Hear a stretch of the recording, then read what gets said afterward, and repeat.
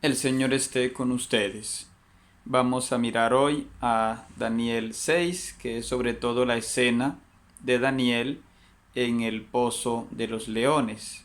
Pero es bueno mirar un poco la parte histórica para ver qué quería decirnos el autor final del libro de Daniel. El arqueólogo Robert Coldewey fue uno de los primeros exploradores de las ruinas de Babilonia y allí comprobó que historiadores como Heródoto, el padre de la historia, habían exagerado al describir Babilonia, e incluso que los griegos hablaban de una reina Semiramis que la historia no ha encontrado. Estudiosos como Walter Sommerfeld miraron las tablillas de una ciudad cercana a Babilonia que era Sipar, y allí encontraron muchas de las cosas que contaban los babilonios. Ellos registraban desde cocina hasta cosas administrativas, en fin, cosas que nos ayudan también a mirar cuál es el mensaje de Daniel. Pero como digo, incluso Heródoto y otros autores como Veroso dan una visión de Babilonia un poco alejada de la historia. Por eso no nos debe extrañar que también nuestro libro de Daniel no pretenda ser histórico. A veces escuchamos estudiosos del libro de Daniel que quieren dar a entender que todo lo que dice Daniel es preciso o es histórico, pero en este mismo capítulo encontramos, por ejemplo, que Daniel habla de un rey, Darío el Medo, un rey que en la historia no aparece. Vamos a intentar ver, según los documentos, a quién podría referirse. Tenemos pues que en la historia de Babilonia el rey Nabopolázar fue el papá de Nabucodonosor, y que según los textos encontrados, pues dio la sucesión a su hijo Nabucodonosor II.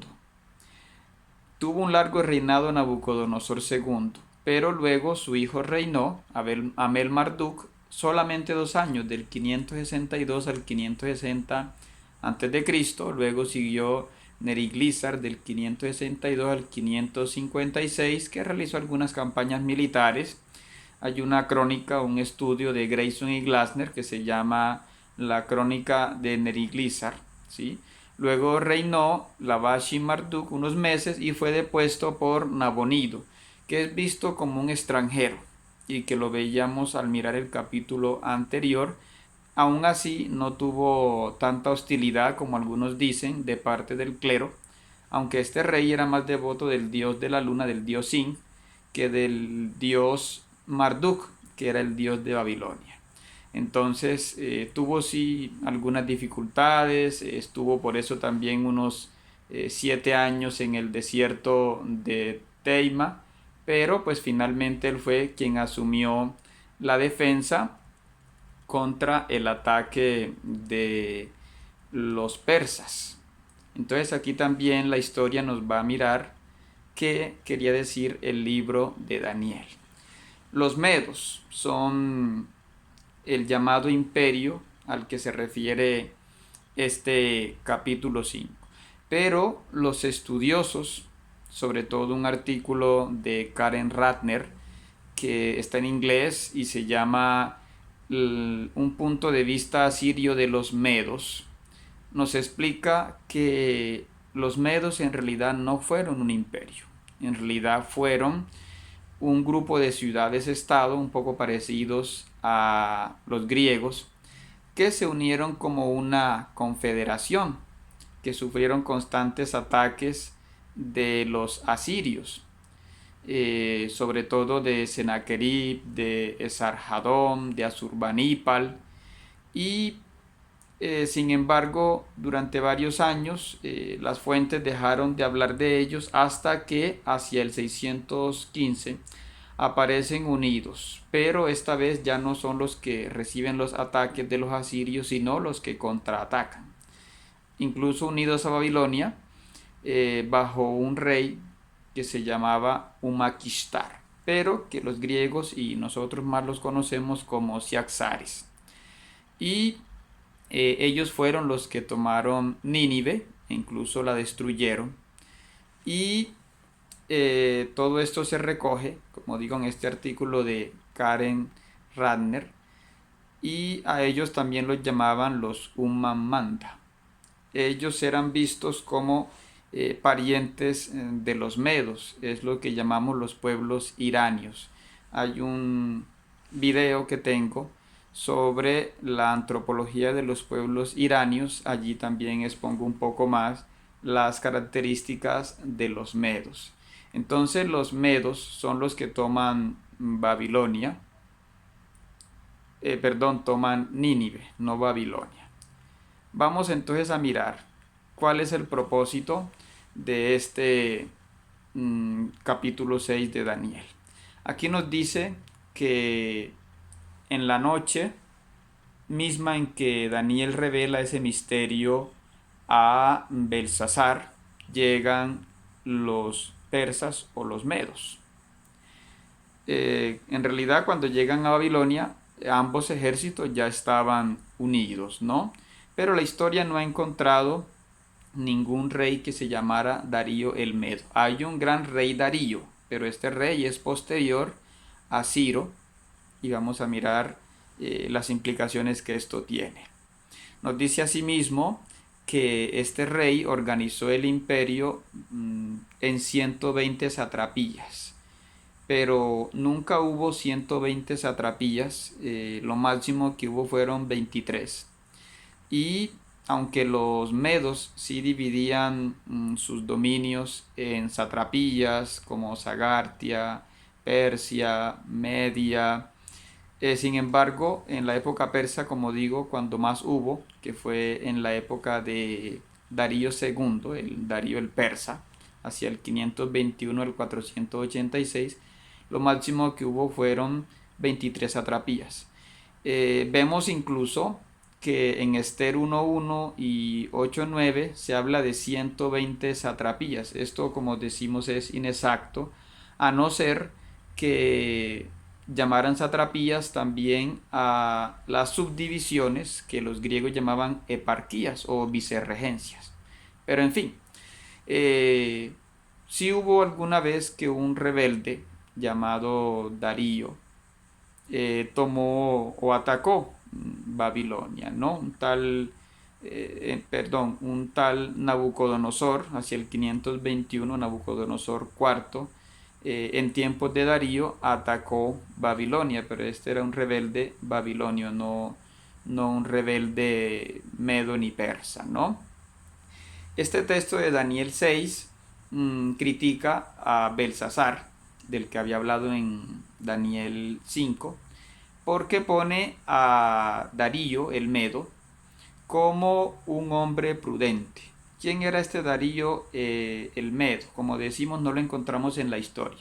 Lo que sabemos por la crónica de Nabonido es que no fue Ciro II el que tomó directamente Babilonia, sino un general llamado Gobrias.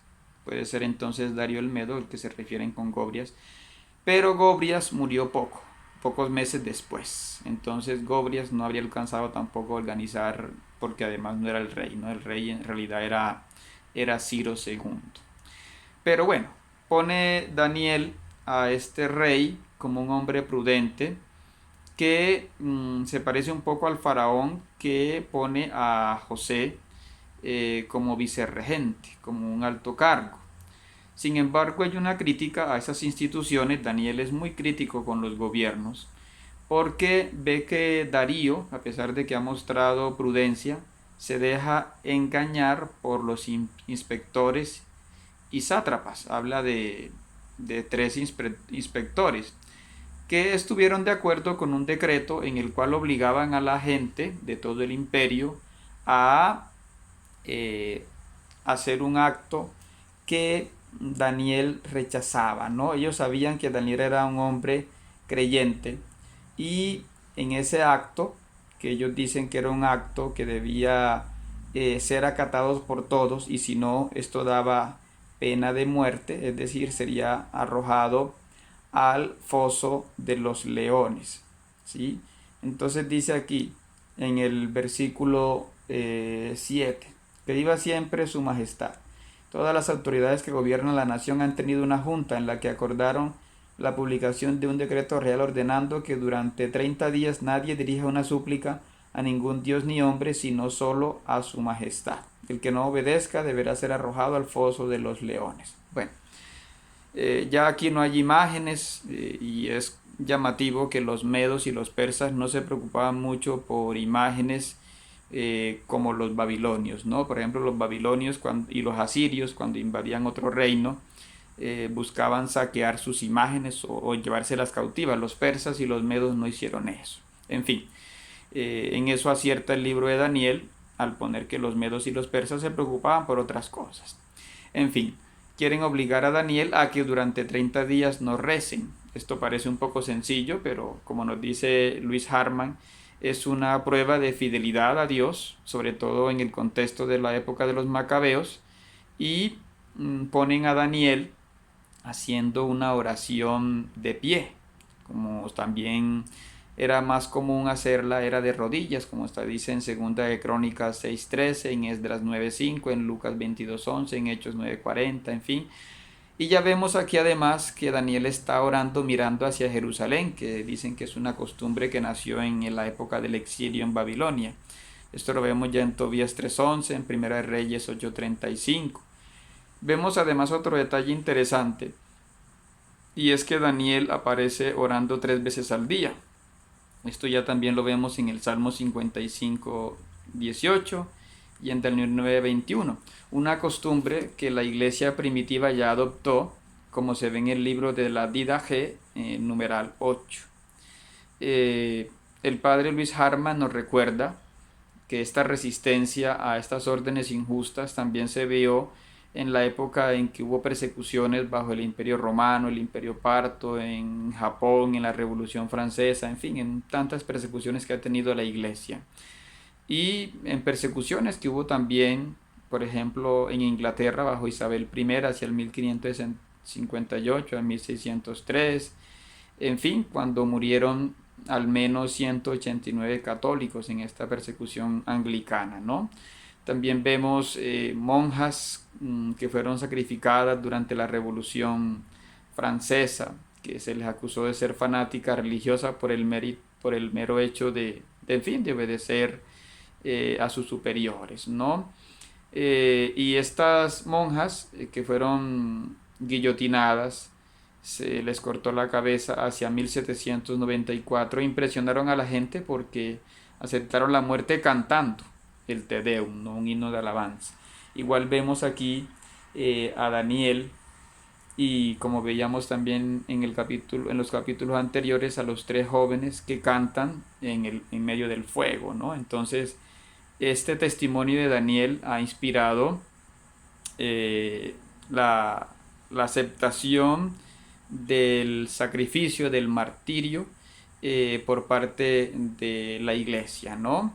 Nos dice también Luis Harman, hay un libro que se llama Un volcán activo, escrito en 1989, donde Russell dice que los primeros cristianos veían en este relato muchos paralelos con la pasión y resurrección de nuestro Señor Jesucristo.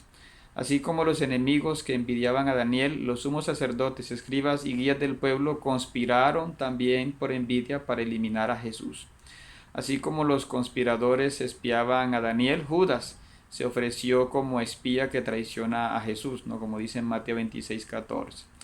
Y así como Darío pasó una noche en vela preocupado por el destino de Daniel, vemos que también la mujer de Pilato sufrió mucho con un sueño y trató de que pusieran a Jesús en libertad, como nos dice Mateo 27:19.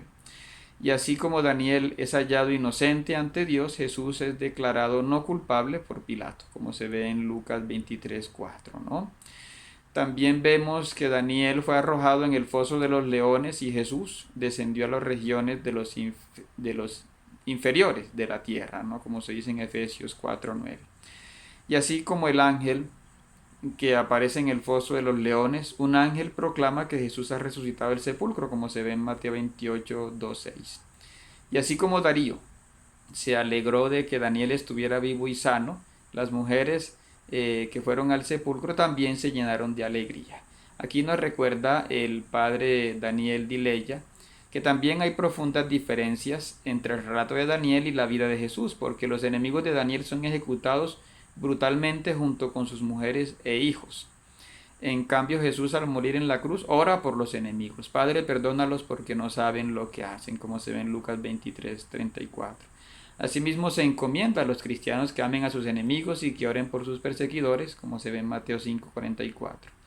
Daniel, que es inocente, no sufrió ningún daño por parte de los leones y fue salvado de la muerte. En cambio, Jesús, que es inocente de todo crimen y que no tiene pecado alguno, como se dice en Hebreos 4:15, sufrió una agonía atroz y se sintió abandonado en la cruz antes de dar la vida por sus ovejas, como se ve en Juan 10:15. Daniel es salvado por un ángel. Jesús, en cambio, se niega a convocar las más de 12 legiones de ángeles que están a sus órdenes, como se ve en Mateo 26:53. Es claro que en Jesús, a quien llamamos Señor, tenemos a alguien que es más grande que Daniel.